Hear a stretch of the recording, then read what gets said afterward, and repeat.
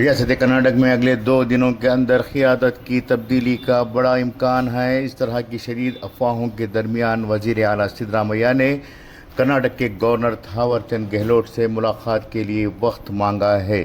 P T I خبر رساں ادارے نے یہ اطلاع دی ہے۔ وزیر اعلیٰ کے دفتر کے ذرائع نے بدھ کے روز یہ معلومات فراہم کی۔ کانگریس حلقوں میں یہ بحث زوروں پر ہے کہ سدرامیا وزیر اعلیٰ کے عہدے سے استعفیٰ دے سکتے ہیں اور نائب وزیر اعلیٰ ڈی کے شیوکمار کو اگلا وزیر اعلیٰ بنایا جا سکتا ہے۔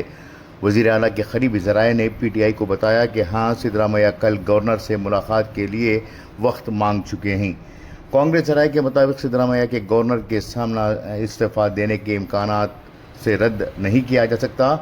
اسی دوران کانگریس لیڈر راہل گاندھی اور پارٹی صدر ملکارجن کھڑگے نے سدرامیا اور ڈی کے شیوکمار کے ساتھ الگ الگ کئی دور کی بات چیت کی۔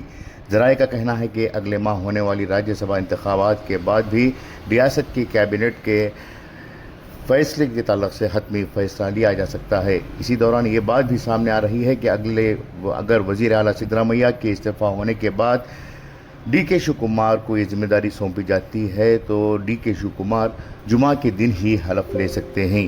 بیورو رپورٹ، انقلاب نیوز، بنگلورو۔